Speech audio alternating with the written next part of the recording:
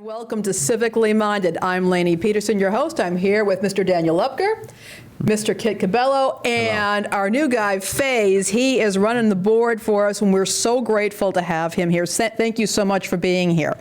I was going to begin with a story from the Inspector General of the United States, but just as we were sitting here, MarketWatch came up with brought out a new story that we have to share with you. It just came out 15 minutes ago. Amazon is now saying that over 19,000 of its employees have caught COVID-19. And this is out of the 1.3 million employees worldwide. Wow. And they're basically saying that this has been a conservative analysis, and the Amazon employees are regularly being screened for symptoms, and they're checking on people, but still we've got about 19,000 people worldwide who have caught this. Now, we know that this is a highly contagious condition, and we know that when people are out working and encountering each other, that this is the kind of thing that happened. But this is distressing because many of these employees are not getting good benefits. Mm-hmm. They are expected to show up at work, and I don't believe Amazon for 2 seconds when they say that they're taking, these extreme steps to prevent it. I'm sure they're taking temperatures, but there are all different kinds of ways that people can spread this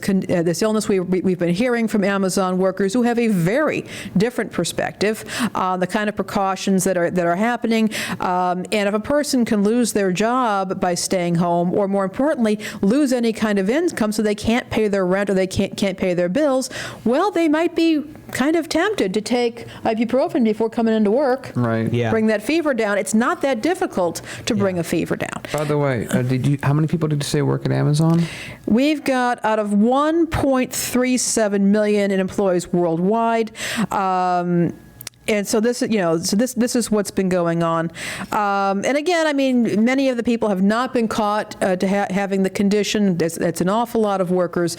But make no mistake, I suspect that many of these people are frontline workers, people who are working in delivery, possibly in Amazon stores, or working in its warehouses. And we know that Amazon warehouses have a reputation for brutal working conditions. Yeah, so I just did some quick back of the envelope calculation. That's roughly 1.4% of all Amazon employees. Yeah. Well, still 19,000 numbers, 1.4%, numbers too high. That's numbers way too high. And again, I can't help but remember of an interview we did with a local Chicago Amazon employee who was organizing his fellow workers for a strike because 2 people, this was months ago, tested positive at that facility. So if you're going to shop or order anything online from Amazon, buyer beware, because obviously these facilities are not safe as we thought they are. And that's a conservative number, 19,000. I dread to think what's the worst case scenario. And later on the show, we're going to be talking more about the ways that corporations are seeking to keep many of their office workers at home, while the so-called frontline employees, the essential employees, so to speak, are being left exposed in stores, in crowded warehouses,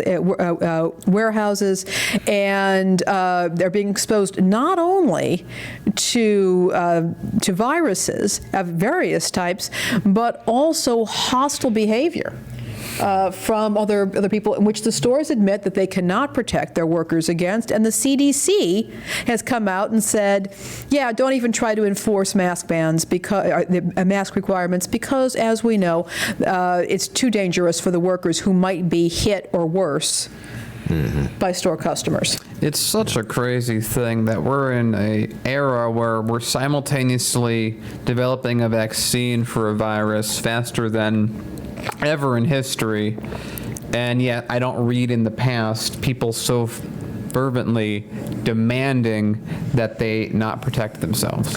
I think, it's the idea of they're taking this out on the very workers who do not make the decision. who have nothing to do with decision making, and people have demonstrated that they have absolutely no problem with lashing out verbally, threatening to report workers, low-level workers, to management, and in some cases physically assaulting them. It's really quite something else. I think it's indicative of a far bigger problem in this country right now, and I do fear that it may become worse. So it's very discouraging to get this information. We're going to talk more about these sort of policies later on.